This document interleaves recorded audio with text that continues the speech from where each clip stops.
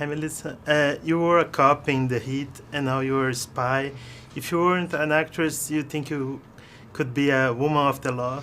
Ooh, I don't know. I don't know if I'm brave enough. I have a lot of people, a lot of relatives that are cops, and I have two of my aunts are Chicago police women, but I don't know. I don't know if I'm brave enough. I think when there's danger, I run the other way.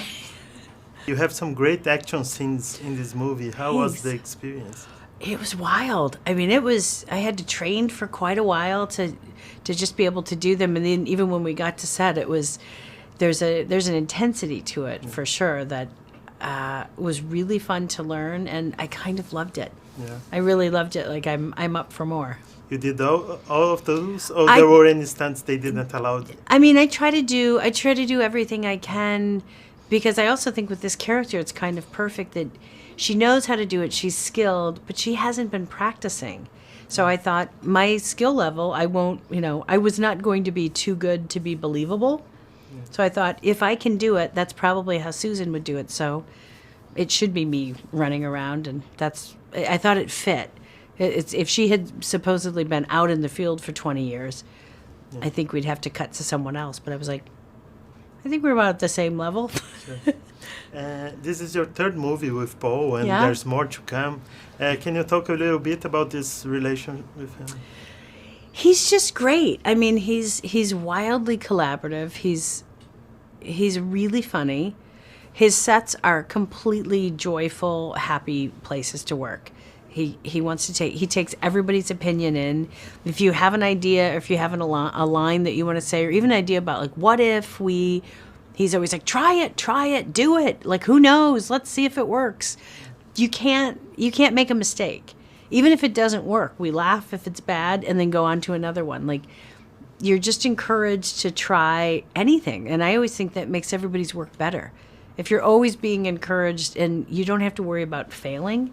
It's like if you say a line and it's horrible, who cares? We go on to the next one and it'll be better. So I think it makes everybody work to their highest potential.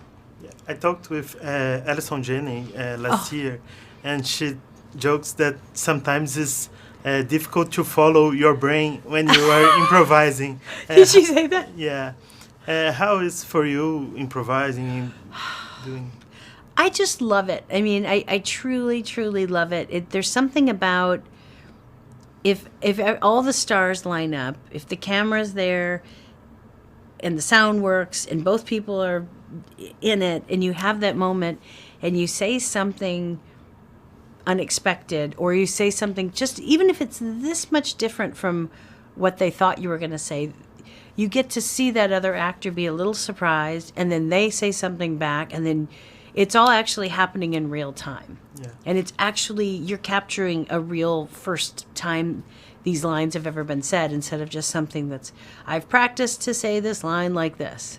Instead, you're really capturing something for the very first time. And I think that's what I love so much about improvising. Can you talk a little bit about your future projects? What can we expect from Ghostbusters?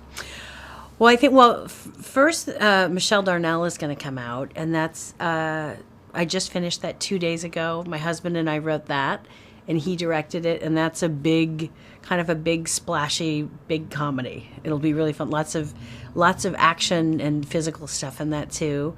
So that'll come out first, and then right after that it'll be Ghostbusters. So next summer will be a doozy for me. Hi, Jesus. Can you talk a little bit about your character in the movie? I play Rick Ford, who's a super spy with a big ego. He's a little, he loves to brag. He likes to be the best.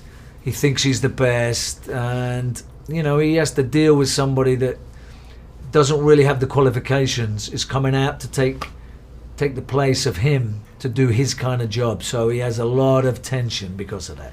You are always funny on interviews, and you have a great sense of humor, even in your actual movies, but you don't do a lot of comedies. Why is that? You can only eat from what food is on the table, So if you get an offer from Paul Feig, he rolls out the red carpet, you can do a comedy. But prior to meeting Paul, I didn't have any other opportunities that were good, you know. And how was working with Paul? One of the best experiences I've had in, you know, since Lock, Stock and Two Smoking Barrels. Maybe, you know, one of the best in my career. It was just, you know, it didn't feel like it was it didn't feel like work. It felt very, very, it was a, you know when work becomes a pleasure. That's what it's like working with Paul. I talked with Alison Janney last year, Yeah. and she told me that sometimes it's difficult to follow Melissa's brain when she's improvising. How was the experience for you?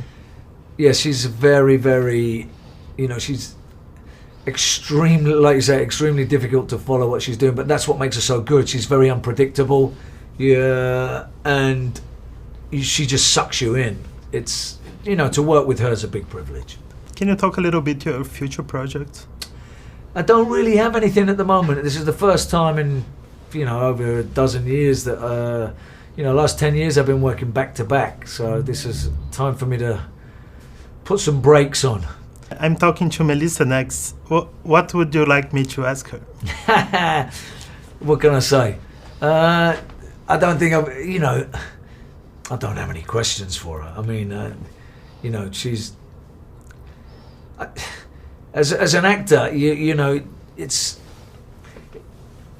to me, to work with her is just, you know, she's got the best out of me I've done in so long, and you know, it takes someone like that is just on, you know, feet on the ground, down to earth, that ain't pretentious, to make you relax. I just, you know, I'd love to work with her again. Can we expect you to come back for a new Fast and Furious? Part 8? Yeah. Why not? They didn't kill me. Yeah.